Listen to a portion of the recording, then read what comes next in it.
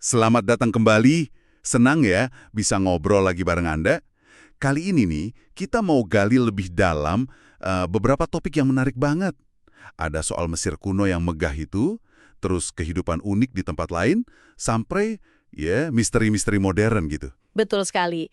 Kita coba lihat ya, apa sih intisari dari semua info ini? Mungkin ada fakta mengejutkan, atau benang merah yang nggak kelihatan.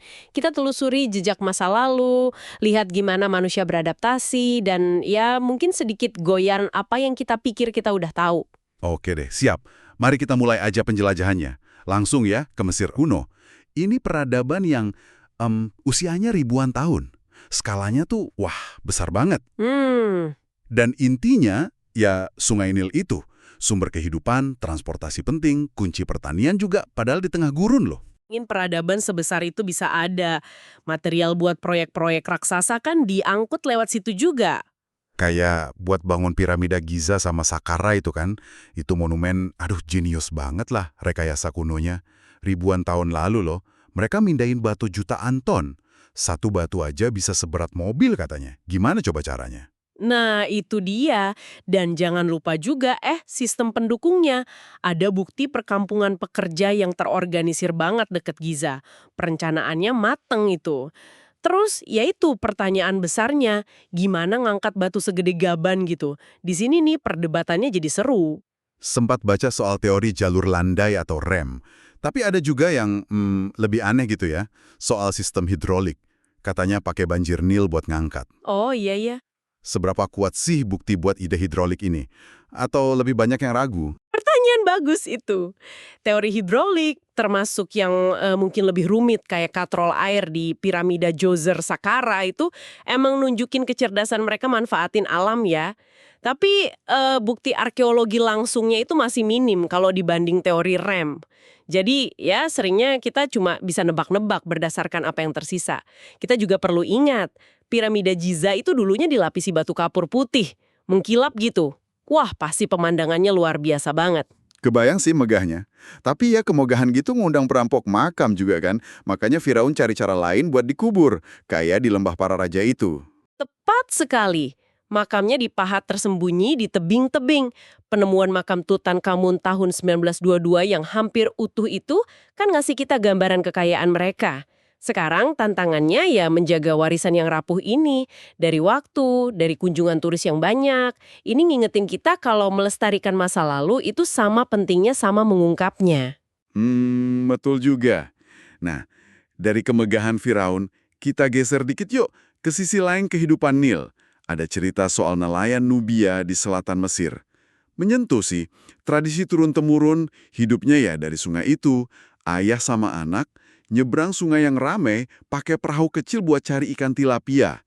Itu nunjukin perjuangan sama ketahanan mereka ya. Iya, Nil, itu memang nadi kehidupan sejati. Jauh dari monumen-monumen besar ya. Alat kayak nilometer itu dipakai buat meramal banjir. Dari situ kan bisa tahu tanahnya bakal subur atau enggak, panennya gimana.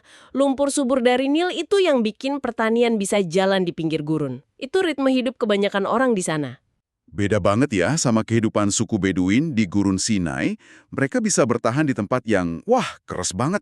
Pakai kearifan leluhur buat cari air, cari sumber daya, kayak tanaman agram buat sabun itu. Adaptasinya luar biasa sih itu. Ini nunjukin betapa dalamnya pengetahuan mereka soal lingkungan yang kelihatannya kosong ya.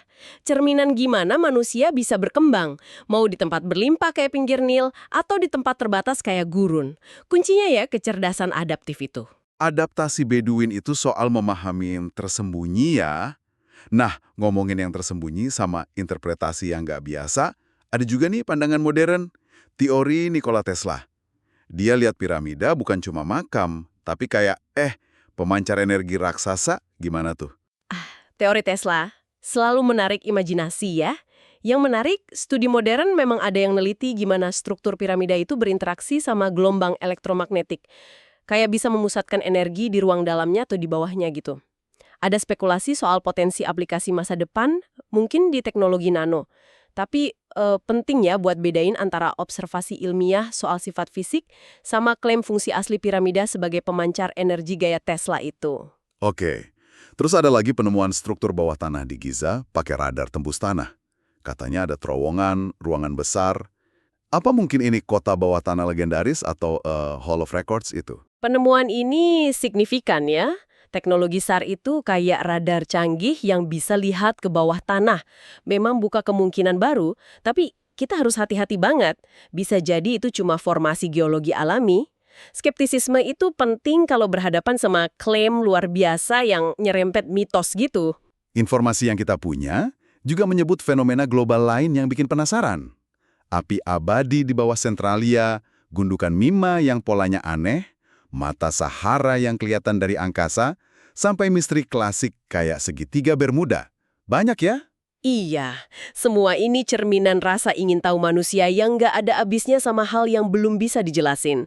Campuran antara fenomena alam nyata, mitos yang terus berkembang, batas pengetahuan kita sekarang, dan gimana persepsi kita ngebentuk realitas. Kadang jawabannya mungkin ada di depan mata, tapi kita belum punya cara pandang yang pas aja. Tantangan terbesarnya yaitu memilah mana fakta, mana interpretasi, mana fiksi. Jadi, penjelajahan kita hari ini lumayan luas ya. Dari kecerdasan rekayasa kuno, adaptasi manusia yang hebat, sampai misteri-misteri modern yang masih bikin kita bertanya-tanya. Benar. Dan ini mungkin bisa jadi bahan renungan buat Anda. Mengingat betapa banyaknya sejarah peradaban kuno yang hilang, atau mungkin salah dipahami, atau jangan-jangan sengaja disembunyikan. Seberapa banyak lagi ya penemuan besar, pemahaman baru soal masa lalu kita, yang mungkin masih terkubur tepat di bawah kaki kita, nunggu saatnya buat mengubah cerita sejarah. Wah, pemikiran yang menarik. Terima kasih banyak sudah menyimak pembahasan mendalam kita kali ini. Semoga wawasan ini ada manfaatnya dan bikin Anda makin penasaran ya. Jangan lupa tunggu pembahasan kita selanjutnya.